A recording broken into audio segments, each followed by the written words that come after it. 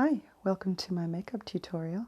I'm starting from a face of foundation and blush already because this would take forever if I didn't try to shorten it a little bit. So I have a little bit of blush stain on my cheek under my foundation and I've penciled my eyebrows. But we are going to go on to the eyes. This is a Bobbi Brown Rich Chocolate palette and a fluffy blending brush. I'm just going in with the matte vanilla shade that's in that palette. It's a really beautiful shade if you have light skin, and the idea of using this color is that it's just to neutralize any darkness or veins on the eyelids, and also just gives you a consistent sort of, I guess, blank palette for your eyes. It's kind of like putting down a primer underneath your paint, and it also means that any other shades that I blend onto my eyebrows will be sort of blending into this shade, and it just helps the product to sort of grab and hold and blend quite nicely.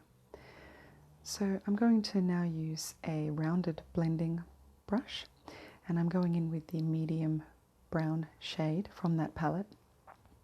I apologize for the terrible framing in this shot. I'm going to try to limit the amount of footage I use from this part because you can't really see what I'm doing, but I'm just basically creating a shadow in the outer corner of my eye and up into the socket a little bit, just looking straight ahead into my mirror. I have partially hooded eyes. They are mostly hooded on the outer corner, so I have to look directly into the mirror with my eyebrows relaxed to create this kind of shade that's just adding a bit of definition to my eye socket and kind of recessing that part of my eye socket a little bit so that it kind of looks a little bit bigger. This is kind of a makeup trick that's as old as time itself, and it works better with a matte color. So most of the shades in that palette are actually matte. They're really, really beautiful eyeshadows. So for this look to work, you really have to do as much blending as you possibly can. So not only am I going in with the rounded blending brush, but I'm also using the fluffy blending brush that probably still has a tiny little bit of that vanilla matte color on it. And I'm using that to just really go in and soften the edges of the eyeshadow. The idea is to have just very, very soft lines, no harsh edges. You don't want to look like you drew onto yourself with a crayon. Now I'm just using this Real Techniques angled liner, and I'm going in under the eye, just in that outer third of the eye, with the same matte medium brown. This is just to give some definition under the eye and open up the eye a little bit. I would definitely strongly caution against ever putting eyeliner underneath the eye. That's a very, very aging trick, and it also doesn't usually flatter the eye. It can make you look older and make your eyes look smaller, but what you can do is just put like a hazy shadow under the eye, generally just in the outer third or outer half, which is what I've done here, and potentially I'll go back later and do a bit of smoking out with it. Now I'm just using this EcoTools fine angled liner. It's a very, very fine brush, and I'm going to use it to sketch in how I'm going to do my liquid liner later. So I'm using the darkest matte brown from that Bobbi Brown palette, using this opportunity to get the shape of the wing perfect before I go in with something a little bit less tractable, which I'm going to be going in with a gel liner later. This is one of those cosmetic grade cotton tips which has a really pointy end on one end, and it's perfect for cleaning up makeup mistakes, and particularly things like winged liner or lipstick around the edges of your lips. It's great for that. So I'm just using it slightly wet to manipulate the line that I've drawn. So this is easy to do with eyeshadow. Now I'm going in with a gel liner on that same fine tipped brush, and the idea here is just to very carefully follow that shape that I have already drawn and then bring it in all the way across the eye, making sure that it's slightly thicker on the outer edge and gets thinner and thinner as you go in. So you have to get as close as humanly possible to your lash line when you're doing this. And I find this much easier to do with small feathery strokes. Now I'm going in with another palette. This is a sleek Eye Divine and a very small shadow brush. It's kind of fluffy, and I find this perfect for this kind of detailing, because what I'm doing here is I'm going in with the matte black from the Sleek palette, and I'm just giving a very, very small amount of shadow to the outer corner.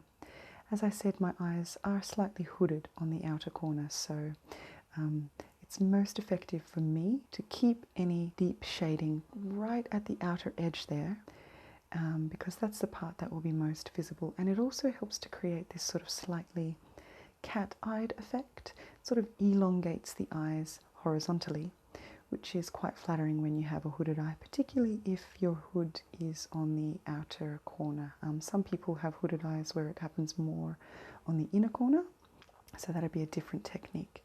This is just a generic fluffy blending brush, slightly coarser than the other two brushes that I've used, so I like this for blending in a really deep shade like that, or I really don't want any harsh lines. I want it to stay quite hazy, and it's really just a matter of these sort of windshield wiper motions back and forth, and I'm not applying very much pressure at all. You're just trying to go very, very softly, just gently sort of coax that eyeshadow into a more gradient effect without pressing too hard, just sort of smoking it out in a nice little cloudy haze around your eye. And then my eyebrows have gone a little bit out of place, so I just brush them a little bit while I'm doing this. As you can see, this requires quite a lot of brushing just to get it right. You have to be patient when you're blending eyeshadow. I definitely wouldn't recommend blending eyeshadow when you don't have a lot of time. Now I'm just going back in with that black gel liner, and I'm putting it on the flat edge of my fine angled liner brush. And what I'm doing here is I'm just pushing it into my upper waterline. So this is underneath the eyelashes. And what this does is it just adds a really sort of dramatic depth to the eyeliner that you've already put on. And the reason that I do this with a gel liner is because it is waterproof.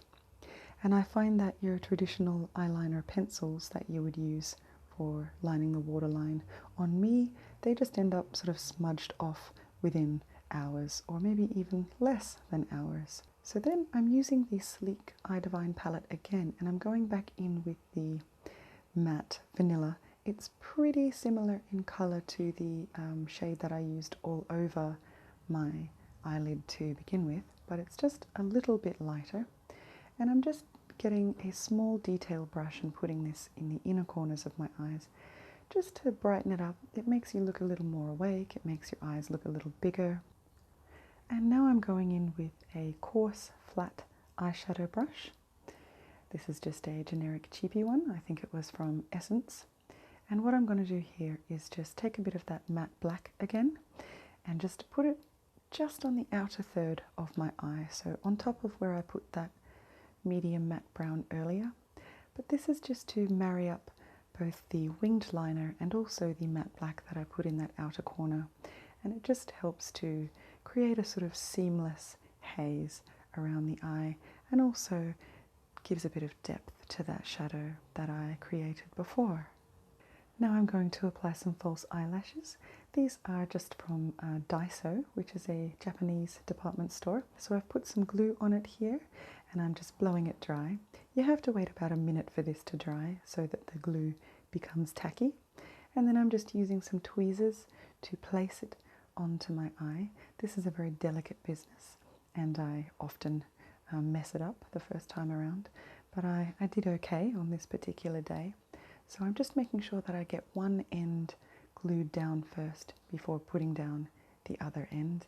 And you can see here the glue is still visible. It will eventually dry clear, but not completely clear, which is why I'm now going to use this eyeliner brush that came with my gel liner.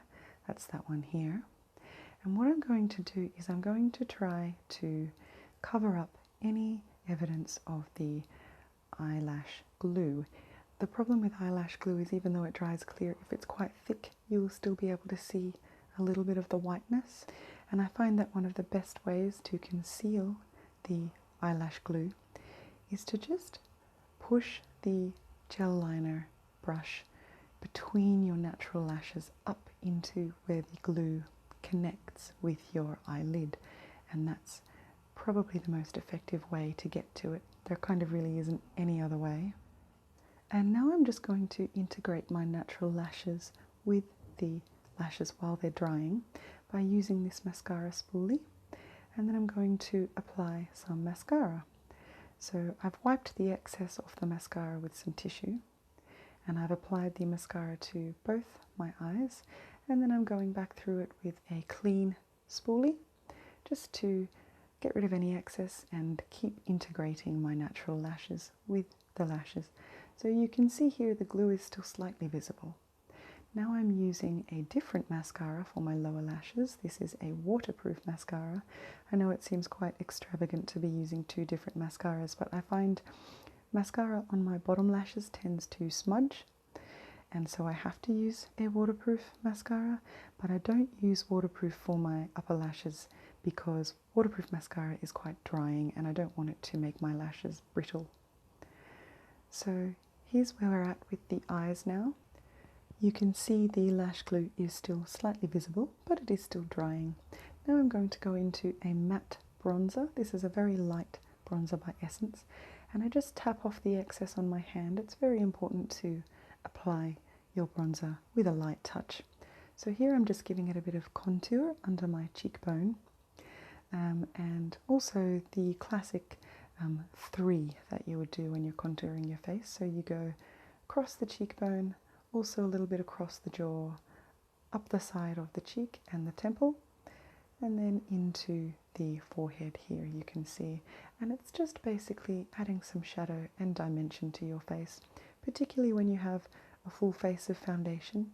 You can really cancel out a lot of the dimensions in your face, and I guess it is kind of the current beauty standard to have more dimensions in your face and more prominent cheekbones and more prominent sort of definition in your jawline. And I was going out at night time, so of course the light is pretty low, so you can get away with wearing a lot more makeup and a lot of these little cheat things like contouring and highlighting.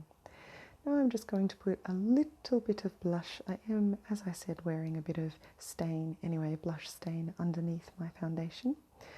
But this is just to integrate that into the bronzer. So you can see I'm just using very, very light strokes and not very many strokes. Just very, very delicately integrating it. And you can see here, it hasn't really added too much colour compared to what it was like before.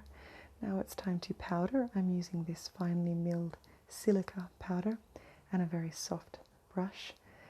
This brush is really divine actually. It feels like real hair, and I'm just very delicately powdering through mostly the center of my face. I have quite dry skin, so I don't usually need very much powder, but I also like to neutralize any shine that might have occurred since I put my foundation on, especially because I'm sitting in front of quite a hot studio light here, and it is making me quite warm in the face. And just very, very delicately doing a little bit of face brushing here. It's important to use a light touch. It's probably not necessary for me to be brushing my face with so much powder, but I know that you guys love a bit of face brushing, and it is so lovely and pleasant to watch someone else brush their face. Now I'm just using some eyebrow gel. This is a step that I forgot at the beginning, but actually it's probably quite well timed because it's probably better to do it after you have powdered your face. So I've just wiped off the excess with some tissue and just running that gently through my brow. Even having wiped off the excess though, I find that you can still see a little bit of this brow gel. So once I'm done applying it into my brows, I just go through with a dry spoolie once again, and I will just get rid of the excess. I definitely recommend always having one clean spoolie ready when you're doing your makeup, just for cleaning up things like brows and eyelashes. Now I'm going to go and do my lips. This is a MAC lip pencil called Dervish.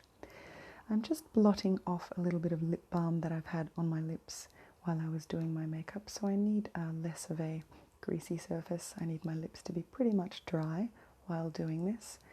but obviously not so dry that the product sticks.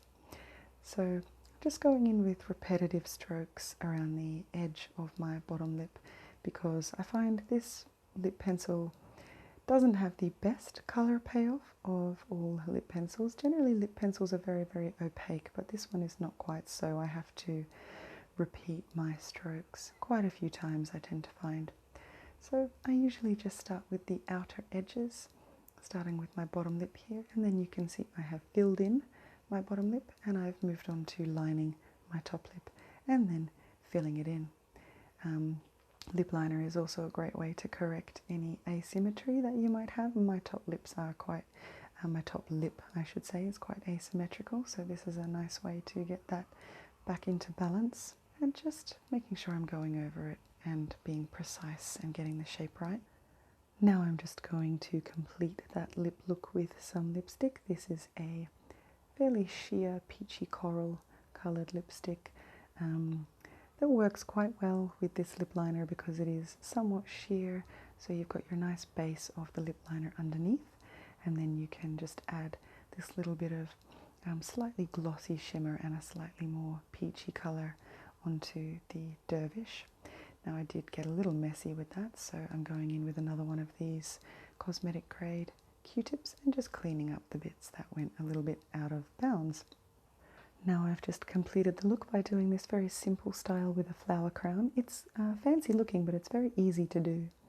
And I'm wearing these dangly glass earrings with lots of facets, so they shimmer in the light. And I've just worn my favourite cocktail ring, which is a sort of elephant-shaped black and gold ring. And that's the look complete. I'm going to go off and have some birthday drinks now, so I'll see you next time.